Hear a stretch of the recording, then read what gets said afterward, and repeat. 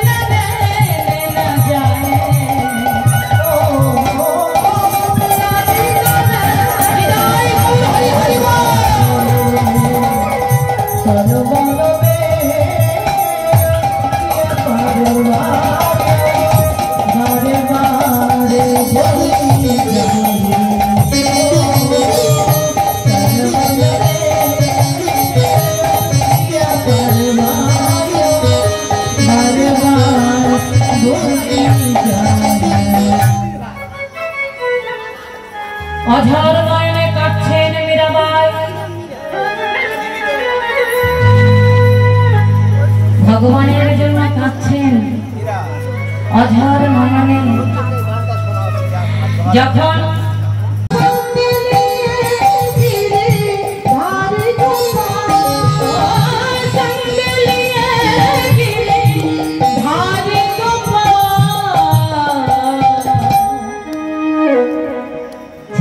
ससुरा मीरा चले ससुराल रे, मीरा चले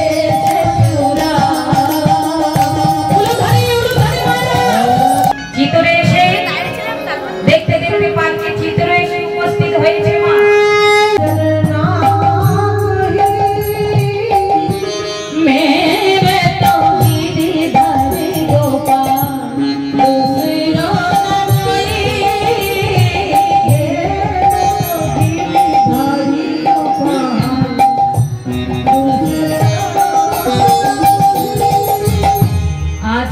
मीराबाई परम आनंदे भजन कीर्तन गाइছেন।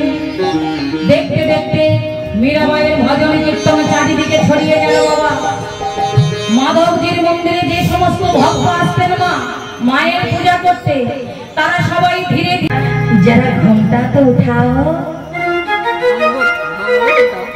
अपने मुख तो दिखाओ। किंतु माधवी तो কিছুতেই ঘুমটা খোলেনি, কিছুতেই ঘুমটা খোলেনি মা, কোনদিন ঘুমটা খোলেনি। এমনকি একদিন কৃষ্ণ সখার কাছে এসেছে, সেদিনও কৃষ্ণ এসেছে দেখে মাধবী ঘুমটা দিয়েই ছিলেন। ঘুমটা খুলেছিল কবে? যখন আমার ভগবান সেই গিরি গোবর্ধন পর্বত আঙুলে তুলে দাঁড়িয়েছিলেন 7 দিন 7 রাত। তখন সেখানে মাধবীও উপস্থিত ছিলেন মা। মাধবী চিন্তা করছে এত বড় পর্বত এত দিন ধরে কে ধরে আছে দেখি। তখন ঘুমটা খুলে দেখছে যে ভগবান শ্রীকৃষ্ণ। তো মাধবী ঘুমটা খোলেনি, তারও কারণ ছিল মা। মাধবী যখন বিবাহ হয় তখন মাধবীর মা বলেছিল, শোন মাধবী, এই বৃন্দাবনে কৃষ্ণ বলে এক বালক আছে, সে খুব দুষ্টু, সে খুব দুষ্টু, দেখছিস তাহলে তার রূপের ফাঁদে তুই পড়ে যাবি।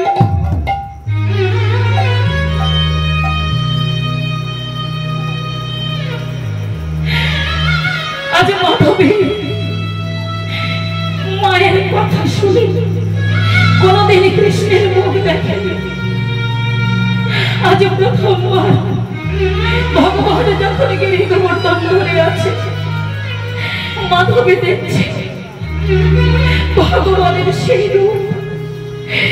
রূপ দর্শন করে মাধবী অঝর নয়নে কাঁদছে আর বলছে, মা এ তুমি আমাকে কোন শিক্ষা দিয়েছ যে ভগবানের রূপ দর্শন করলে ইহ জগৎ থেকে মুক্তি পাওয়া যায়। যে ভগবানের দর্শন কেউ পায় না, সেই ভগবান নিজে আমাকে দর্শন করতে এসেছিল, আমি আমার মুখ দর্শন করাইনি, আমি তার মুখ দর্শন করিনি।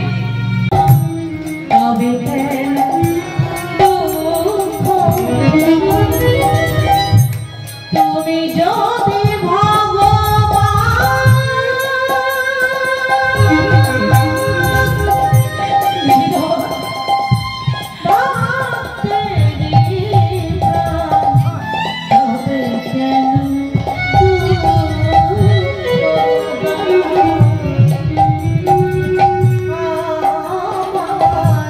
তবে কেন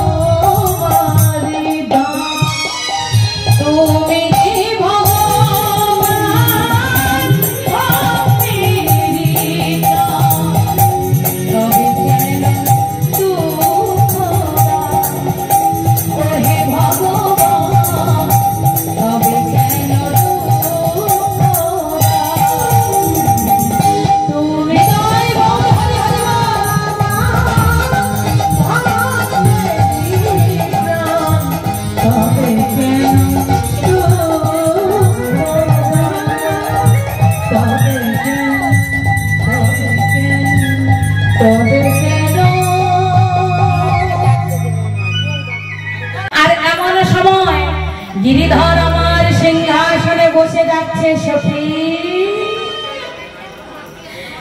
তোলো দেখো আমি এসেছি যেই না এমন করে বলেছে অমনি অমনি আমার মীরাবাই দেখছে কি তার সিংহাসনে আমার গিরিধর বসে আছে সকল ভক্তগণ এসেছে প্রভাতে আমার মীরাবাই ছুটে গেলেন ওগো মন প্রাণ দিয়ে ডাকলে আমার গিরিধর ভক্তের কাছে অবশ্যই ছুটে আসে ওই দেখো সিংহাসনে আমার গিরিধর বসে আছে সবাই বলো গিরিধর জি কি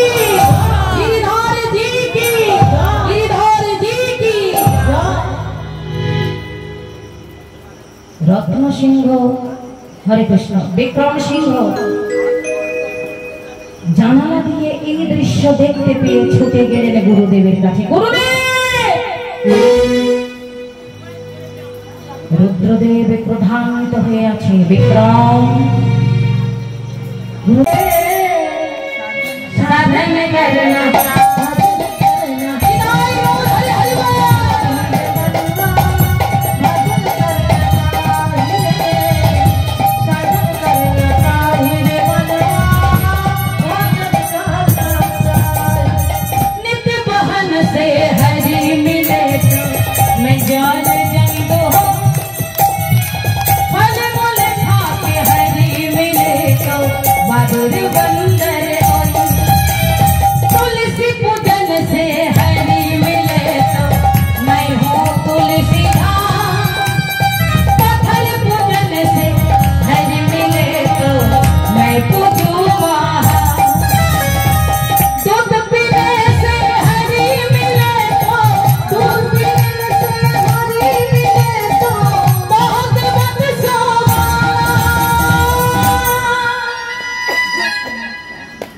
মীরাবাই কি বলছেন যে তুমি যদি মাছ হয়ে জলে নিত্য স্নান করো ভগবানকে যদি স্নান করলে পাওয়া যায় তাহলে মাছ তো সবসময় জলে স্নান করে বাবা সে ভগবানকে পেয়ে যেত হ্যাঁ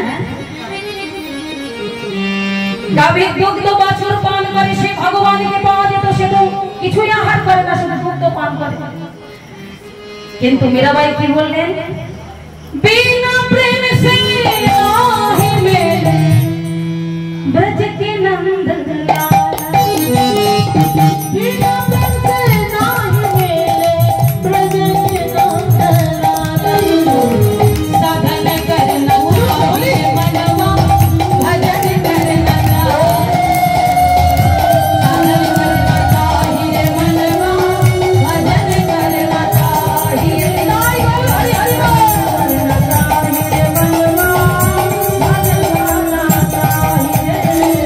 Thank you.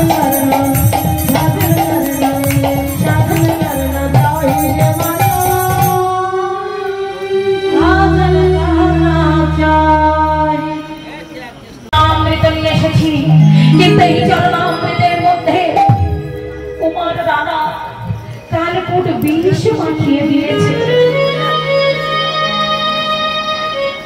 কি বললি চম্পা? তোমার রানা কালকুট বিষ মাখিয়ে দিল? আমি সেবা করব? ওরে চম্পা, এই যে মাধবজির চরণামৃত, তার মধ্যে বিষ থাকলেও আমি সেবা করব। আমার গিরিধর যদি চায় যে এই চরণামৃত, বিষ চরণামৃত খেয়ে আমার মৃত্যু হবে, তাহলে হাসতে হাসতে আমি সেই বিষ সেবা করব। ওমা, সেই বিষ বোঝাই চরণামৃত সেবা করেছে, এক ঢোক সেবা করেছে মীরাবাই। এক চুমুক দিয়ে বলছে, দেখ চম্পা দেখ, আমার তো কিছু হয়নি, আমি তো অমৃতের স্বাদ পেলাম। চম্পাবাই বললেন, দিদি অমৃতের স্বাদ তুমি একা কেন নেবে? সেই ভাগ আমি একটু নেব, আমাকে দাও। জোর করে ছিনিয়ে নিয়ে সেই বিষের পাত্র, বিষ বোঝাই চরণামৃত চম্পাবাই সেবা করে দিলেন। বিষ বিষ দিদি, আমার মুখটা চলে গেল, আমার মুখটা চলে গেল দিদি, আমার মুখটা চলে গেল। চম্পা, তুই কি করলি বল, তুই কি করলি? দিদি, আমার বড় ঘুম পেয়েছে। তুমি তোমার কৃষ্ণকে বলো আমি যেন তার চরণে আশ্রয় পাই। দিদি, আমি যেন তার চরণে আশ্রয় পাই। এই কথা বলতে বলতে চম্পাবাই মারা গেলেন। এমন সময় তারাবাই ছুটে এসেছেন। চম্পা, চম্পা কোথায় তুই? তুই যে আমাকে নিয়ে আসবি বলি, আমার বধূমাতার কাছে নিয়ে আসবি বলি, কোথায় তুই? মা, চম্পা আর নেই মা, চম্পা মারা গেছে। মারা গেছে? কি করে মারা গেল?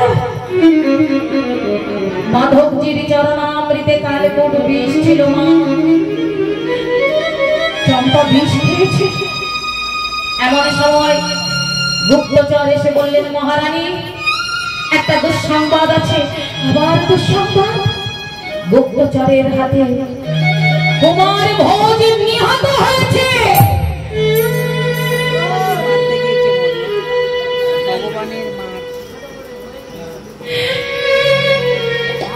সব আমার অপরাধ। ওরে মীরা, সত্যই যদি তুই ভগবানকে সেবা পূজা করে থাকিস, তাহলে তুই এখান থেকে চলে যাব। এখানে থাকলে তোকেও মেরে দেবে, তুই চলে যা।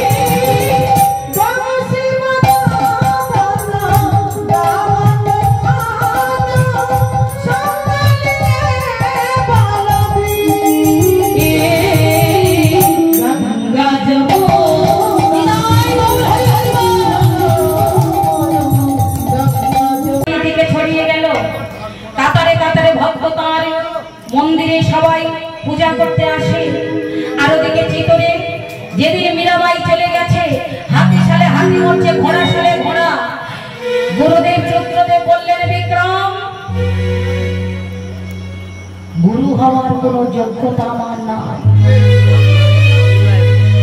এই প্রাসাদের লক্ষ্মী চলে গেছে, চলো সেই লক্ষ্মীকে ফিরিয়ে নিয়ে আসবো, সেই লক্ষ্মীকে ফিরিয়ে নিয়ে আসবো।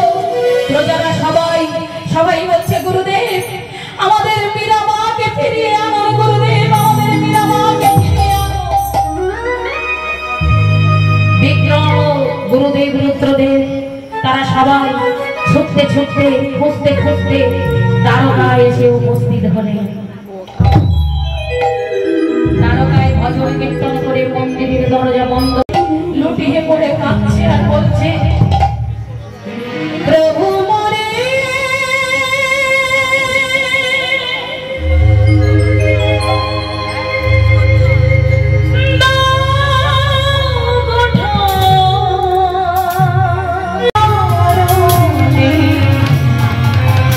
এই দ্বারকা এসে সখী এসো আমার কাছে এসো, গিরিধর ঠাঁই দাও তোমার আতুল চরণে। দেখতে দেখতে আমার গোবিন্দের চরণের সঙ্গে মীরাবাইয়ের দেহ বিলীন হয়ে গেল। পূজারী ছুটে এসে বলছে ওগো আর নেই আমাদের মীরাবাই, আর নেই স্বয়ং গিরিধর আমাদের দেবী মীরাবাইকে তার চরণে ঠাঁই দিয়েছে। ধন্য তুমি মীরাবাই, ধন্য তোমার জীবন, ধন্য তোমার কৃষ্ণ ভক্তি। প্রাণ রামন হৃদি ভূষণ